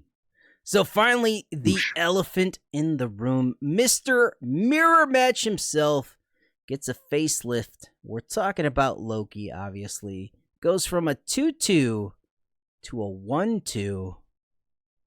Talk to me, Goose. What do you think? I played it a little bit yesterday, and I have this problem with understanding when you actually want to play Loki in the game. So I think in general, this is great. There are some matches that you don't want, to be a mirror match, right? But I think that this makes Loki, if you draw it turn 1, a little freaking nuts. It's not as oppressive as it used to be back in the collector when it Loki would also meta. draw a card, and that was like, and I said that was busted then, and people looked at me like I was high. But it's not as good as it used to be. No, it's real good still. You have to play the game, but you start off with 3 other cards in your hand, and then you can still make magic happen. That's crazy. Like, I think about the cards that draw you cards. Like, they're 3/3, and they draw a card for the other opponent. This was like, you only get to draw a card, and it's discounted. It's like, what? Right. It's crazy. Yeah. The defenders of that Loki again, don't worry. Out of control. Anyways, this is very strong. I don't see it lasting very long. But again, that's just me. The number of times I've played against a turn 1 Erisham Loki has been ridiculous, and there's just no coming back from that. He gets the increased energy on 3, and he gets all of your cards played back to you at a better efficiency rate because he has extra energy and everything's discounted. It's just very good. Yep, I totally agree. So, note to you guys out there: if you don't have Loki, get Loki. Start playing Loki, and let's just make this mirror match hell, and then maybe second dinner will be like, oh yeah, mirror matches are bad for the game. Oh, we forgot. Yeah. Or just start putting Gorgon into all your decks and then put Mobius in there and ruin everyone's day. That's what I started doing yesterday. It's fun. And still play Loki. Then it's even more fun. Yeah, that's true. I could do anything you could do better. I could do anything better than you. All right. Anyways. Amen. Thanos gets some love as well. He goes from a 6'10 to a 6'12, and his Space Stone goes from a 1-1 to a 1-2. Talk to me about the Thanos love. It's a tougher one because the deck is so much bigger, but I mean, Thanos being a 6/12 that you have in your hand at the start of the game is a little bit nutty still. So you're guaranteed to at least be able to play that, or a 5/12, depending on if you get Time Stone. But I think Thanos has been like not very good for a long time, and I'm excited to see him getting a few changes because Thanos is one of the most fun decks in the game to play, in my opinion. You can do so much stuff. It's not like the most oppressive thing, but it opens up like fun, different. When Quinjet would make the stones 0 and Lockjaw would just do. Oh man, those were the days, man. Holy cow! Those were the days. Amen. I think in general Thanos is still not over the top, but I think he's definitely better, and that's nice to see. I don't know what the change to 6/12 really does for him, right? Like 2 power. If you're, I mean, I get it, but yes, it is 2 power. But you're playing all the stones to make him 20 power. So like, you know what I'm saying? What's the extra 2 at this point? Like, isn't the goal to make him be beefy or whatever? I like the Space Stone is getting a little juice, getting some more oomph to it. Yeah, I don't really play a lot of Thanos. I find it, I don't know. I don't know. I don't like it. Not fun. It's okay. It's not fun for me. All good. You're right. It is what it is. Yeah. Also, like, we have Agamotto in the world right now, which is essentially a 5/13 with 0 freaking downside. Ugh. Like Red Skull's out there screaming right now. He's literally screaming. He's like, "What about me? How come I give negative everything and this guy just gets to keep all his stuff? This is bullshit." Yep. Yeah, I'm so tired of seeing Agamotto in every deck. Yeah. It is a busted, incredibly awesome card that I think can do really cool things, but my gosh, it's so annoying to get hit by winds of frickin' Watum. But it is fun to say Balthak all the time. So it is, yeah. You like to play it's a good one. Balthak, I get it. Yeah, absolutely. Wolverine goes from a 2/2 to a 2/3. Cool. Any thoughts? It's just like more ramp for discard. I feel like Destroy has done so little recently. Destroy. Like I never see it. No, it could go in discard too, but I feel like Destroy it's nowhere. Mm-hmm. And when I see it, I'm like, "Aw, that's so cute. Like, good job. I'm glad you're around still." But maybe it this still will change ramps something. to like if you get the perfect, yep, like Destroy will destroy anything out there. The problem is its consistency, but honestly, we don't want that to be consistent because that's a nightmare. Correct. Yep, I totally agree. All right, and my favorite change, absolute banger of a change. Yep. Bruce Banner goes from a 25% chance to Hulk out, a 1-4, to a 33% chance, a 1-3, and he is dope. Absolutely one of the most fun cards I think I've gotten in a long time. My community loves it, especially because I threw in some channel point redeems where, from the movies where he's not hulking out and slapping himself and stuff like that. So heck yeah! They like when I play the bannerless. Any parting shots on Bruce Banner?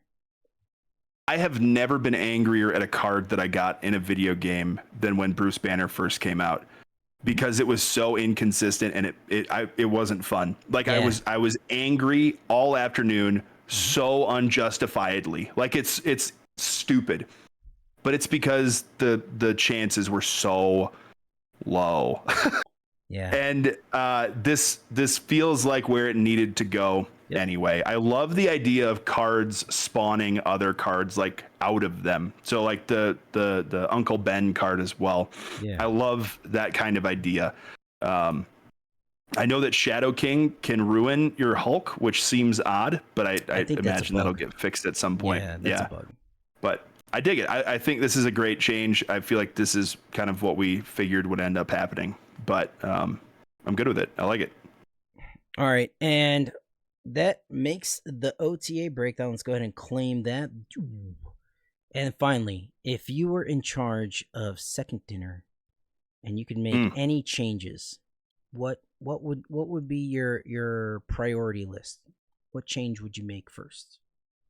First, I would put Sandman back to an ongoing that only lets you play one card a turn. That's step number one, because I hate other people having fun. Never mind. Number two, we fire him immediately.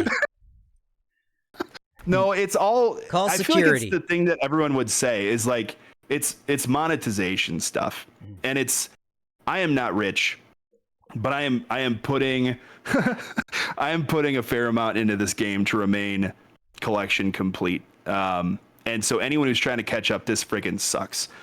And so it's got to be something in that realm. It's got to be a better way of kind of getting cards into people's hands, metaphorically, into their metaphorical hands. But I really like what they're doing.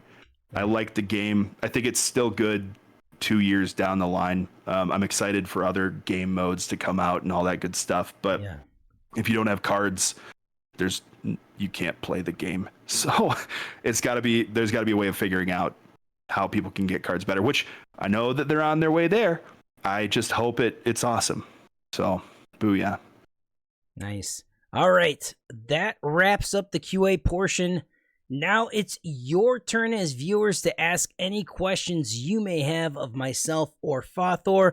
I would ask that if you are going to put in a question, we do have a lot of people in the chat. Please use the highlight my text option or my chat option so that I could pick it out easier, and we don't have these instances where people are upset where I don't find their question in the middle of a sea of other chat. So with that, let me just say thank you now for being an amazing guest. I had such a good time with you today, man. Me too. This was fun. Yeah. It's weird coming on and doing something like this after we stream together on a Saturday, and it's like, oh, we're just talking. Okay, got it. Yeah. So it just felt like that with just some structure, which is great. Yeah. How long? First question: how long have you been growing your beard? So I've had a long-ish beard, probably for 4 or 5 years. The Since last COVID? time that I guess so, yeah. But I grew up my hair doing the same thing, right? Like there's no reason to get it cut. No, the last time I trimmed it up was over the summer. And it was like the sides were nice. They were down all the way. Like you could see some skin on my face, but this guy's been chilling for a bit. I'll trim it down if we have to get nice pictures, but yeah. Why would I get it cut? It's dumb. Right on. It may surprise you to know that before COVID, I was a clean-shaven individual. Mm-hmm. I hated facial hair. Really? Yeah. No, on myself, not like on anybody else. I just found it like itchy and irritable. Sorry, Beard grossed me out. Yeah, we would have never talked before COVID. Oh man, that's not what I meant. I meant to myself. I know. So this is my embarrassing thing. I felt like I couldn't grow a mustache. I had a little bald spot like over here. I still do. But Same. So I would do the Abe Lincoln. And I would just cut off my mustache completely and just rock a beard. And it was a look. Okay. For sure. So like the Amish. Yeah. Amen. That was me. Amish Abe. That's what they called him, right? Jedediah Newman. Yep, for sure. Anyway, sorry to you Amish viewers and listeners. I love the Amish, man. Yeah, you guys make went to Shipshawana all the time. So at the office, they sent us all home, right? They were like, "Yo, you guys are working from home. So the guys on my team were like, "Yo, let's just not shave until they bring us back into the office." Mm-hmm. And I was like, "Okay, this sounds like a fun thing to do with everyone." And 6 months later, we were still at home, and a star was born, and now I have a beard. Yes. Amen. That's good. All right. I like it. Next question. Top 3 favorite bands for each of you. Oh man, this is gonna be tough for me. This is awful. Yeah. So my choices are a little strange. I do love screamy heavy metal music quite a bit. But I like some obscure stuff that I've seen too. So like my top 2 easy are Killswitch Engage, which is not hipster of me at all. And then another band called The Ongoing Concept, which is it's just wonderful. They record all their stuff like at their house. They made their own instruments out of trees. Like it's just really good music in general. It's got a good southern twang to it, but it's pretty screamy as well. And then, I mean, top 2 are easy. My third generally fluctuates based on mood. There's a band called The Showdown that I really like a lot. I'm literally looking at my Spotify for inspiration. I love As I Lay Dying. Oh, no, if you want a fun band, go listen to Austrian Death Machine. It's all heavy metal songs based off of Arnold Schwarzenegger movies. It is so good. Nice. Oh, all right, yeah, there you go. That's top 4 for now. All right. Yeah, this is tough. I'm going to go, mine's probably a little bit more classic. I like Rolling Stones, AC/DC, and I'm going to go Rage Against the Machine for the third one. All right, next one. FaThor, what is your favorite place in Michigan? My home. Nope, I don't live there anymore. So Grand Rapids was always a nice place. They have, I've talked about music a lot. Concert venues are there. And I think if I'm not going to be at my house hanging out with whoever or playing video games or whatever, I'm going to a concert somewhere. So that or the Taco Bell in Fenville. Yep. The Taco Bell? Yeah. You can't just say that and not elaborate. Like, you just a fan of that location in particular, or? It was just where I went all the time because it was Allendale is one campus of Grand Valley, and then there's one in Grand Rapids, so I would drive in between there. Fenville is right in between, or Standale. It's one of those. I can't remember. Dang it. But it's the Taco Bell that was on the route, and I would stop there too frequently because it was cheap. I could get lots of food for like, I don't know, $5. And I was good to go. What's your go-to order at the Bell? I mean, now I really like the beefy 5-layer burritos. They're cheap-ish. They're not as cheap as they used to be. Back in the day, though. Yeah, I know. And now they're like $3.78. Freaking monsters. Back in the day, the cheesy beefy melt was my favorite thing. Period. It was so good. And I don't understand why it went away. Why would they take it from me? Chili cheese burrito. Oh God. Heck yeah. The bean and cheese burrito is good too. Like everything tastes the same, and I love it all. It's perfect. All right. Next question. Do your students see you in a different light since you started streaming? I know for a lot of kids these days, it's a dream job. No. Okay, so I'll talk about it. I'll elaborate. I won't just end with no.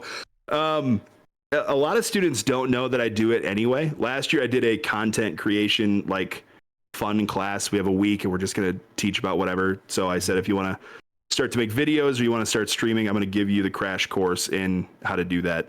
And I think that was really cool for the students that wanted to go that route.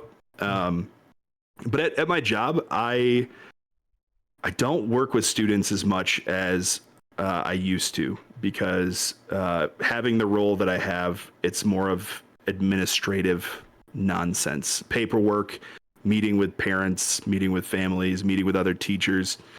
And so like students know who I am. I just don't get to teach a lot of students anymore, which kind of sucks. But that's part of this whole journey that I'm on. So I have one student who shows up from time to time in chat who just wants to check in. He played Marvel Snap. He knows all this stuff. So yeah, that's it's not a big deal to students, I don't think. I have told some students that I'm sponsored by G Fuel, and they're like, "No, you're not. That's dumb." I'm like, "All right, that's fine," because like that's a thing that for some reason students are like, "Oh, people know who you are, but you're boring. Like you're not an exciting human being at all." I'm like, "I know. I don't know why they show up. It's ridiculous." Oh, yeah. I remember when I got like 10 viewers for the first time. It was like, Mm-hmm. yay! People are here. Thank you for watching. Yeah. Oh my god, hearts, hugs to all of Well, you. I mean, it's such a strange feeling. Like I doing the YouTube thing was really helpful for initial, Twitch recognition, right? So I didn't spend forever trying to become affiliate, which congrats, more Doom bots on hitting affiliate. Well done. But it's weird that people would show up to watch me play games because all I do is talk about my kids, talk about how I suck at the game and try to win sometimes. Like I'm nothing special, but I feel like there's something in that that's great. Like you talked about Kai Cenat at one point, like that dude is doing stuff. Like those are streams those are experiences and those are movies and that's freaking cinema. Like it's, woo. Right. I'm just a dude that is relatively normal, that is awkward probably to interact with in a social situation sometimes. Cause it's like, do you want me to, I'll give you a hug. Do you want a hug? I don't know what you want from me. Like I could sign your face. Is that a thing you want? Whoa. But it's like, I don't know. It's just I'm just a normal dude and it's kind of fun. So. Sorry, I just had a horrible thing. Just I'll sign your face, man. Yeah, I'll get you. Honestly, I think if we live closer, we would be very good friends. We share Agreed. a lot of the similarities. And you're just a cool, mellow, chill individual, and I have fun when I am talking to you and playing video games with you. So, thank you for being my friend and teammate. Appreciate it. Sure, last man. chance for anybody else to ask any questions of FaThor, and then how you doing on time? Do you have to go? I'm fine. I gotta pee, but I'll be okay. Okay. I saw Heir Apparent's post. I'm good. I'm good with answering that. If you're good with me answering that, it's 2 quick-ish stories. What? He didn't highlight it, maybe because he doesn't have all of the.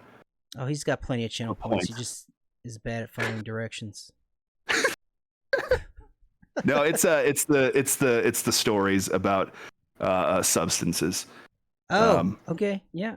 Which I'm down. I'm down to chat through it quick. Let's do it. No, it's all good. So I have 2 experiences where I've had weed in my life. Okay. The first one, I was 25 maybe. First time ever. And it was with my wife. I can't remember if we were married or not at that point. And her sister. And I spent, like the initial moment of like, whoa, this is cool. That lasted half a second. And then it was, oh no, I am dying. I am dying. Why is my heart beating so fast? I don't know if I can do this. So I sat inside on a massive beanbag chair that we still have. And I just imagined my life. And I was like, people are going to think just horrendous things about me. Like I'm going to end up, in a hospital and like, I can't move or think or talk, but I'm really smart, guys. Like I can do, like, I just went down the rabbit hole of I am toast. I'm never going to make it out of this. I asked every 30 seconds what time it was. because I knew I had like 2 hours, 2.5 hours till it was done. And I spent that 2.5 hours just in a horrendous place. And then they put on a movie. And like, if you're having a bad moment, what movie would you put on? You know, like if that was you, what would you watch? I don't know, something fun, cheery. Yeah, right. Something enjoy. Yes, right. If I was flipping out. Oh, Edward okay. Scissorhands, right? Yikes. Yeah. So I'm dying, and we're watching Edward Scissorhands, and I'm like, that's me. Have you ever seen the movie called Doomsday? Yes, I have. Okay, so I got to see that, like, wrecked. Absolutely wrecked.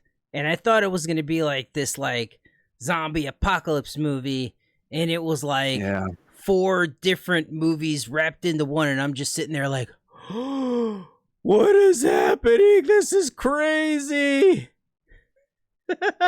Dude, I should have just stopped after that one, because like I say this in jest, but also I kind of do. Like, I've taken anti-anxiety meds for a while, or at that point I had, and you know, my brain is not a calm place. Sure.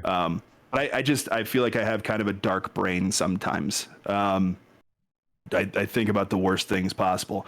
So my best friend and I, we were hanging out, and he had some stuff to share, and I was like, oh, bud, this is gonna be so much fun. Like, I had such a bad experience a few years ago, dude. Yeah. Let's redeem it. Let's do this thing. We're gonna turn this ship around. Yeah, man, I'm gonna have fun for the first time. Were you guys out in public?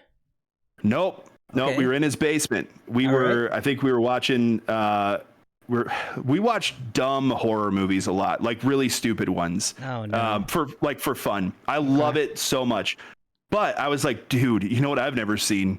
Scarface. Can we watch Scarface? And so I was like, bro, he was done.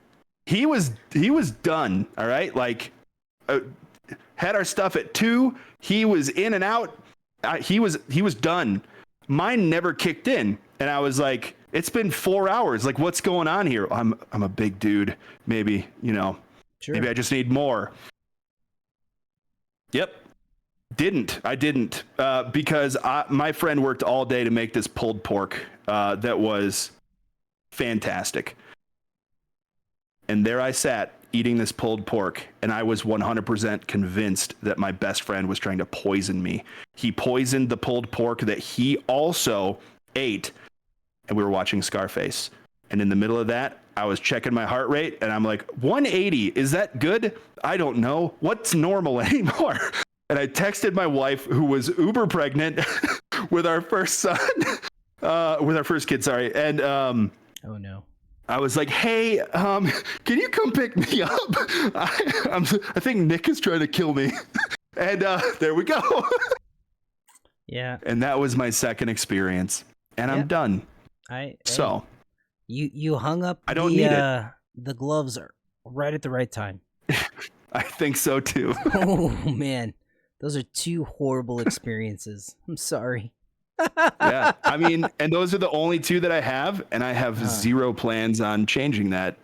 Mainly because it would be really hard to explain what's going on to my children, and you know, I'm fine with having alcohol, not a problem there.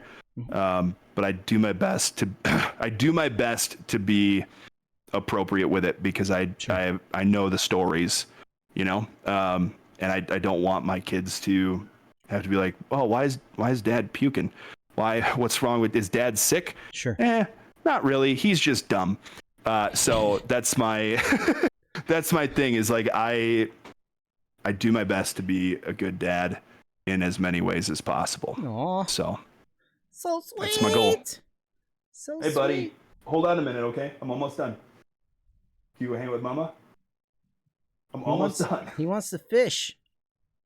He does. That's true. Almost done, bud. Soon fishing will be for you. Yeah.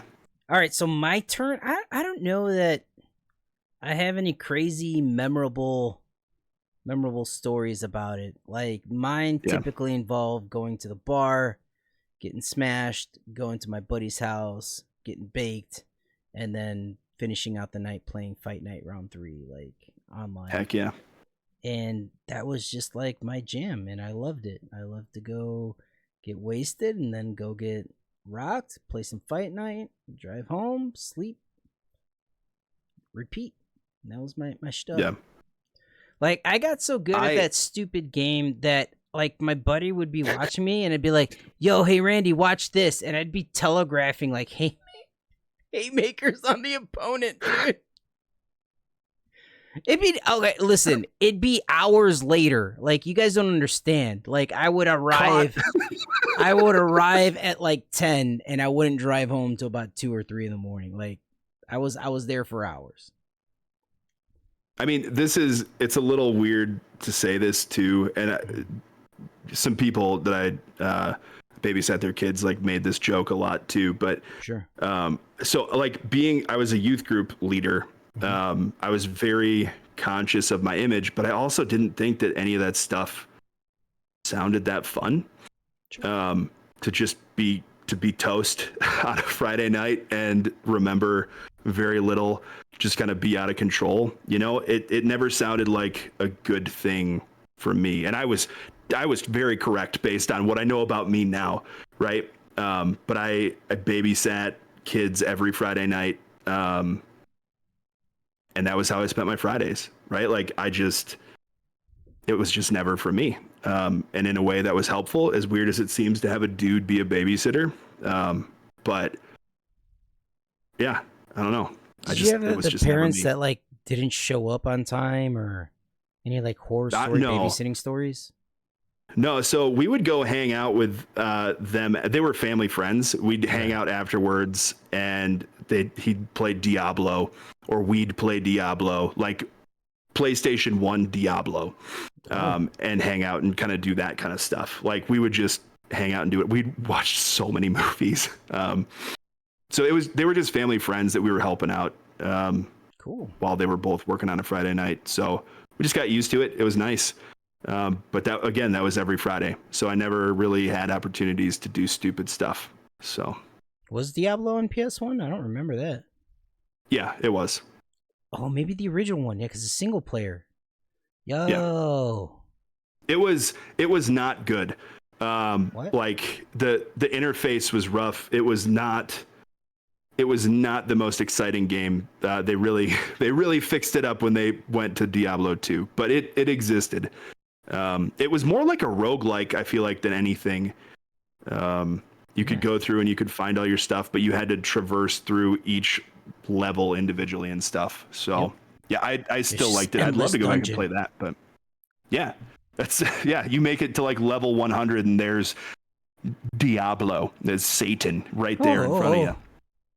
Also, I justified playing all of those games to my family, who we've talked about, religious. So am I. But I justified it in my mind and to them by being like, no, it's okay. You get to kill Satan. It's good. It's a good game. You know, it lines up with our goals as Christians. So I don't know. If you got to go back in time and argue that ever, there you go. No, I'm killing demons, Mom. It's fine. No.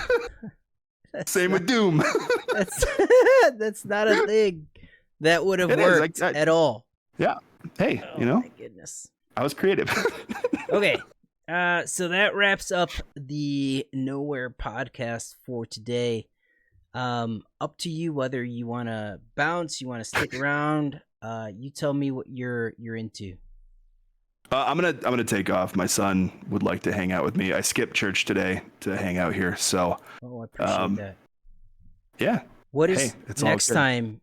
So I know, what is your? You probably could have told me, and we could have adjusted to. No. I made. I made the choice that this was probably the best time, because I think this is when you chatted with Regis last time. So I was like, yeah, this works out well. And I knew that the kids would be out of the house too. So, was it? Yeah. Crap happens. No, I figured it would work out fine because kids wouldn't be in the house for, the whole interview. Okay. And then we went a little bit longer, but it's totally fine. It's all good, man. No stress. I wouldn't have told you now if it wouldn't have worked. So all good. Very good.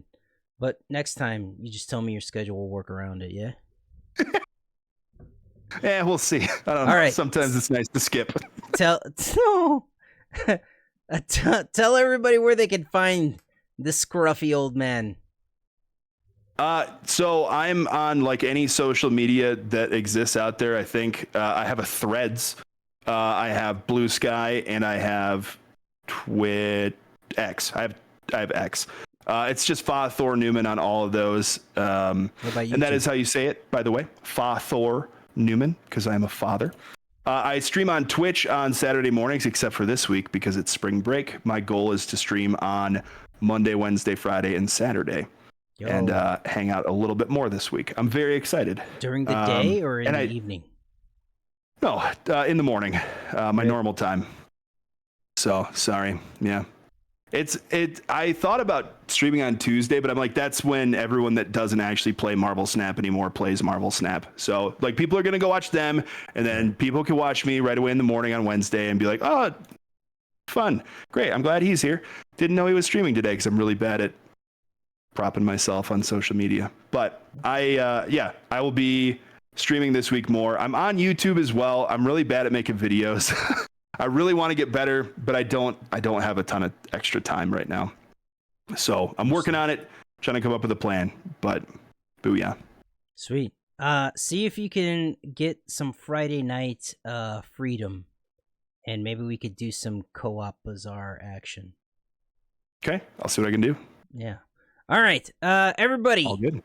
Thank FaThorNewman for being here. Please throw those emojis in the chat. Any parting thoughts? Otherwise, you are free to go, my dude. No, man, this was fun. I appreciate you having me on. I was a little bothered for a while because I was like, it's been so long. He changed the name of the show. I didn't get to be on Deep Space at all. I'm so bummed out, but it's okay. Apologies. It's okay. It's all right. it's literally the same with the new name. It's okay. I know, it's all good. I'll never know. No, man, this was fun. I appreciate it. Thanks a bunch, man. Same great Obi, different day. Uh-huh. All right. Have a good one, man. Thank you so much. For sure. I'll see you later. Peace. Later. Guys, I had a blast today. I hope you enjoyed it as well. Please don't forget to like and subscribe. Drop a comment below. Let me know what was your favorite part of the video. Appreciate you guys as always. I'll see you on the next one. Behave.